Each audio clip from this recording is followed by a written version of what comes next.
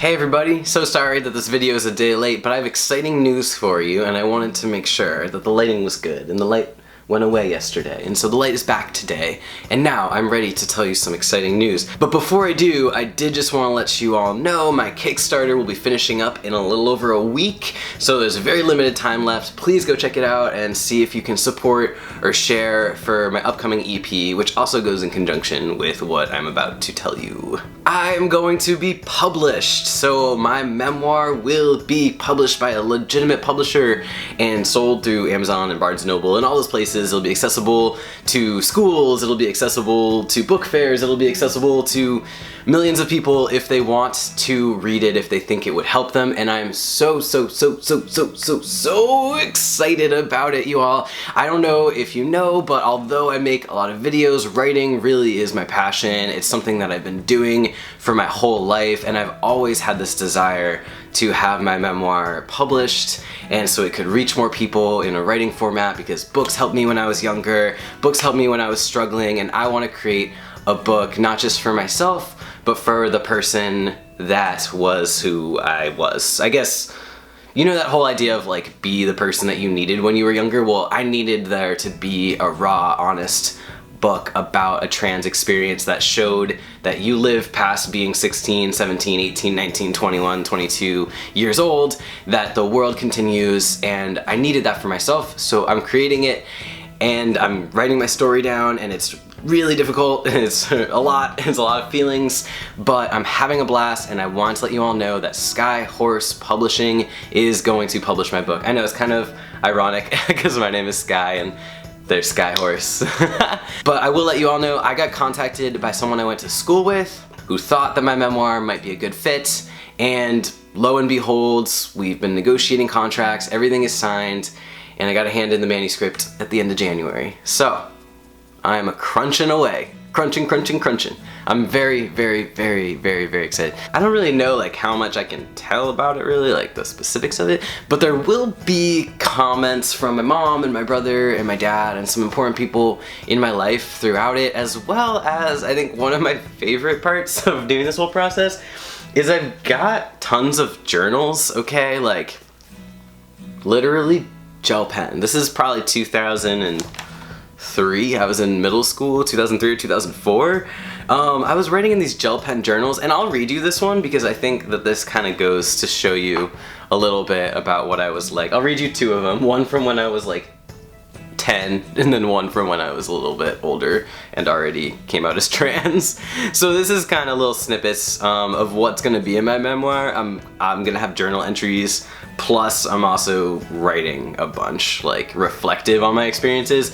The thing about it though is I tend to be a pretty optimistic person, and so when I look back on negative events, it's harder for me to remember the extremely negative feelings. So thankfully, I wrote all about them in this journal where I was like really emo and like spray painted Ancora Amparo on there, which is like what my tattoo on my forearm says. So, y'all, I've just lived that kind of lifestyle. All right. This was November of, I think, 2003 or 2004. November 10th. I also gave it a grade. It was an A+ day, okay?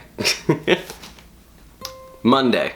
Even though I don't have school tomorrow, I'm going to bed early. Tomorrow around 1-ish, I'm going to go see the movie Elf. It looks really good.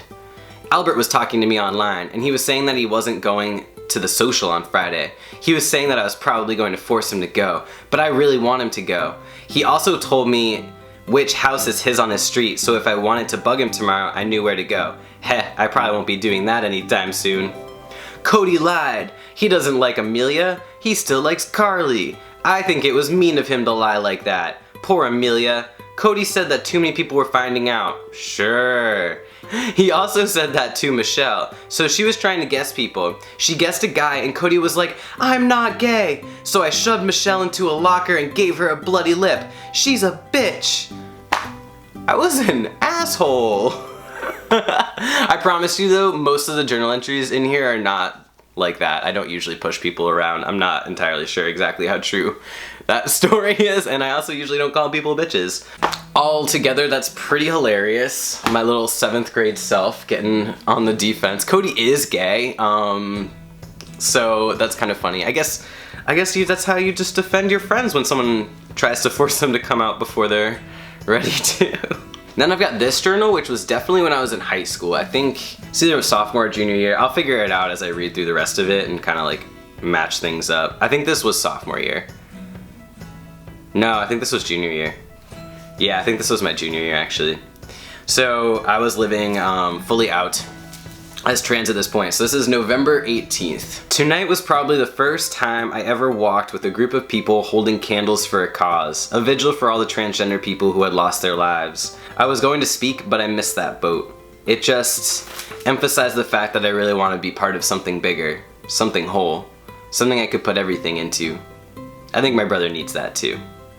The best part of today was definitely talking to the homeless man about how his mom just died and he had taken care of her for 4 years, and how he could get mail at the nearby church, and how the pigeon took his $5 bill, and how he laughed and spit when he did, and I didn't even know his name, but he was just so honest and real.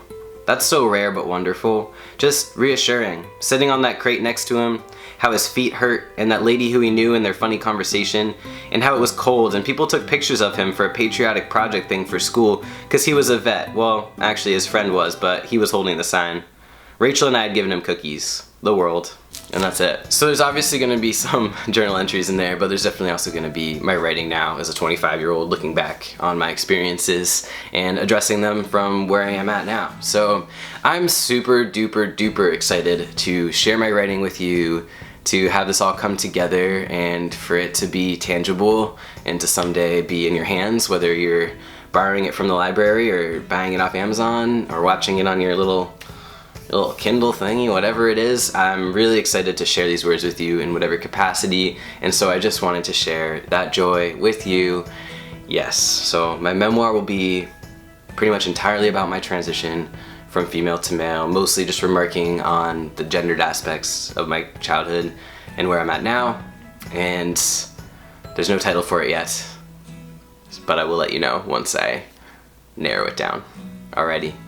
So, that's all for now. I'll be back soon. Very, very, very soon. Definitely check out my Kickstarter if you have a moment. Links below, links over there, links everywhere. Okay, alright.